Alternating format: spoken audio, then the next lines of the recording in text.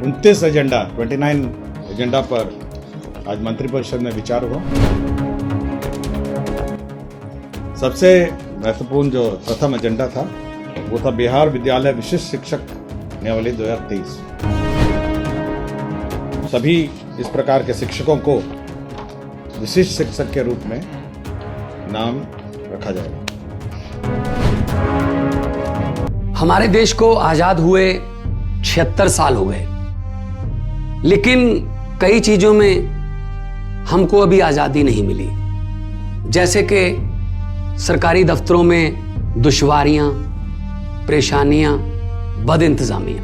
हमने आजादी की जंग इसलिए लड़ी थी ताकि हमारी आने वाली पीढ़ियों की जिंदगी आसान हो सके, ना कि इसलिए कि वो जगह जगह पर सरकारी दफ्तरों में धक्के खाएं, परेशानियों का सामना करना पड़े।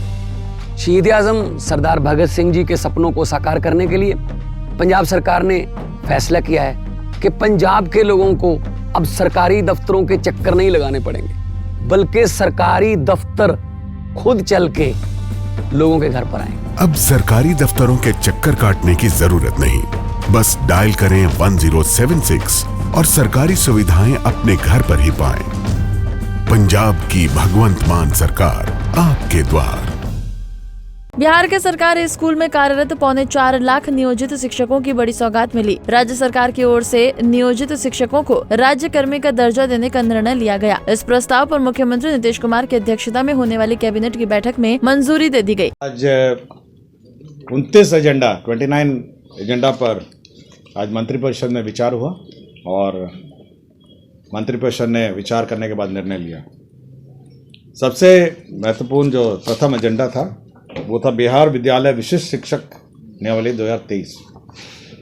इसके अंतर्गत जो हमारे आज के दिन में पंचायत में, जिला परिषद में, पंचायत समिति और नगर निकाय में जितने भी हमारे शिक्षक कार्यरत हैं उनको सरकारीकरण करने का निर्णय सरकार ने लिया है और उनको जो नामकरण उनका अब किया गया है। अब सभी इस प्रकार के शिक्षकों को विशिष्ट शिक्षक के रूप में नाम रखा जाएगा। अभी ये व्यवस्था ये की गई है कि जितने भी निकाय के शिक्षक हैं इन सभी टीचर्स को पहले सरकारी शिक्षक के रूप में अपने ही वेतनमान, जो आज के दिन में उनका वेतनमान है, उसमें लिया जाएगा। उसके पश्चात उनको परीक्षाएं लिखनी पड़ेगी। एक परीक्षा लिखनी पड़ेगी जो विभाग तय करेगी कि कौन कंडक्ट करेगा। कोई सरकारी संस्था ही उसकी परीक्षा लेगी। परीक्षा लेने के बाद उन सभी शिक्षक जो है वह जो वेतनमान है, जो सरकार द्वारा जो अन्य वेतनमान जो अभी बीपीएससी वाले जो वेतनमान है वो दिया जाएगा। उनको 3 अटेम्प्ट दिए जाएंगे, 3 बार ये परीक्षा होगी और अगर 3 बार ये परीक्षा नहीं होगी तो जो बच जाएंगे, जो फेल हो जाएंगे या जिन्होंने परीक्षा जानबूझ के नहीं दिया है, उसके बारे में सरकार अलग से निर्णय लेगी।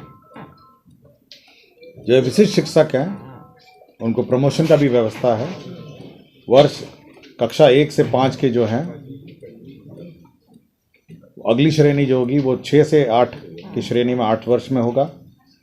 6 से 8 वाली जो है 8 वर्ष के बाद 6 से 8 वर्ष होगा।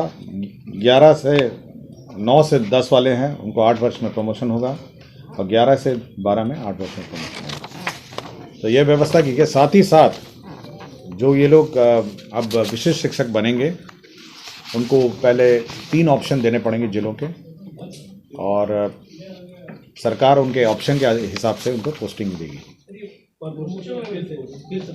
मैं आपको पूरा डिटेल में दे देता हूँ। हम एक कॉपी पूरे नियमावली का कॉपी दे देता हूँ, मैडम आपसे दे देंगी। और बड़े तकनीकी है, मैं नहीं चाहूँगा कि कोई मिस इंटरप्रेट इसमें हो, तो आप इस नियमावली के आलोक में जो कॉपी है, जो डिटेल्स है उसके आलोक में, ये प्रमोशन है कि आपके हर 8 वर्ष में 1 से 5 का जो है 8 वर्ष में प्रमोशन होगा। 6 से 8 क्लास में, 6 से 8 क्लास वालों का 8 वर्ष में होगा। 9 से 10 वालों का 8 वर्ष में प्रमोशन होगा। 11 से 12 का 8 वर्ष में। तो प्रमोशन की व्यवस्था है और प्रमोशन में भी कंडीशनल है, आपको अर्हता भी होनी है प्रमोशन के लिए और साथ ही साथ इसके बारे में भी नियमावली।